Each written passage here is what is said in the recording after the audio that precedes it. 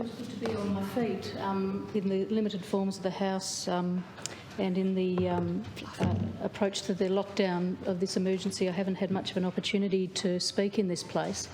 I'd just like to flag for the record my sorrow and express my condolences to the families of the 13 people who've lost their loved ones and the many thousands of people who've lost their jobs and livelihoods throughout this dreadful pandemic, and the disruption to people's lives and the anxiety generally across the community. I'd like to express my thanks to the health workers, to the educators, but also those behind the scenes, the officials, the policy makers, the admin people, the cleaners, everyone who's dedicated to doing their very best to support our community during this extraordinary time and to keep our community going. I too have never been prouder to be Tasmanian. I'd just like to flag for the record again my thoughts on the workings of Parliament and the importance of scrutiny. I've only been in this place for a couple of years, but for all of that time I've also been on the Subordinate Legislation Committee, and it's never been more apparent to me the importance of having this Parliament working to be a voice for people, for those who are, particularly for those who are left behind, representing our constituencies, the small voices sometimes that struggle to be heard. I recognise that the Premier and the Government get their authority through this Parliament, and in these unprecedented times there's been unprecedented trust given to the Premier and the Government, and the Premier said in response he will not let us down. And in return, opposition parties have said that we would support the Premier and the Government, and we've done our very best behind the scenes. I'd like to acknowledge the cooperation that I've had through the Premier's office and through Ministers' offices in raising many, many concerns in the hundreds of hours that I've spent talking with various stakeholders and constituents, and it's been an unprecedented time and level of communication. But I'd like to speak particularly about housing affordability and availability. This state was in a crisis in that space leading into this pandemic, and I chaired a select committee that looked into housing affordability and produced a very thorough report with many recommendations, a blueprint for action. Of course, this pandemic has swept over the top of that, but the systemic issues still remain. Around 11,000 shortfall in social and affordable houses statewide doesn't just go away in the blink of an eye, with a public housing wait list of around 3,500, which by any fair assessment has been steady or growing over the years. Indeed, and a waiting time that has steadily increased as well.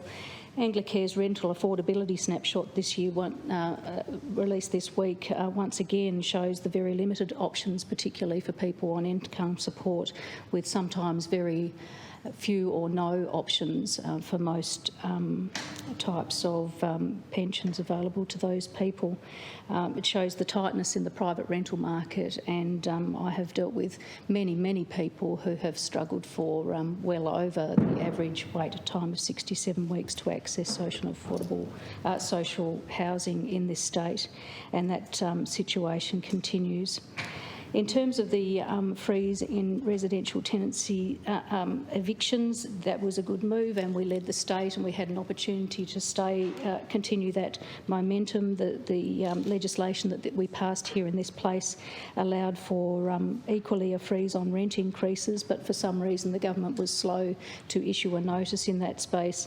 I pushed, and I know others within the sector pushed as well, and still a notice was, although it was eventually issued, it wasn't until the 22nd of April, after the emergency was declared on the 17th of March, nearly a month later, and no retrospectivity, which I know is an ongoing concern for people who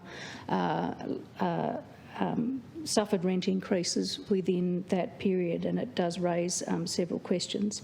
Access to brokerage money, again, early on in the piece, the Minister and the Government, for some reason, although $2 million was on the table, For some reason, there were no answers around how and where that money was allocated, how much, and through what avenues. I was aware of families who were couch surfing who went through the Housing Connect front door and were turned away in terms of access to that money. Hotels, motels and cabins that businesses with, of course, little or no vacancy queuing up to access that funding, and there were no answers. So for the longest time, there was pushing from the private sector, from those who were begging for that accommodation, a roof over their heads, in particular young people, and those couch surfing. Finally, the government has relented, and it appears that access to brokerage accommodation in hotels and motels is available, but there are still unanswered questions about, in particular, young people under 18 and whether or not those unaccompanied young people, some of whom I do acknowledge would not be appropriate to be put in such accommodation, but others, there's no blanket rule here, and with adequate clinical support and recommendations around the appropriateness of that measure, I would like to see in these extraordinary times some relaxation of the rules in that regard. In terms of the homelessness response, there's been an extension of shelters and supported accommodation, but 10 more pods for the Hobart Women's Shelter only, and that project's been going on, was promised at the end of last year. It's way behind schedule. There's no time frame for the Waratah.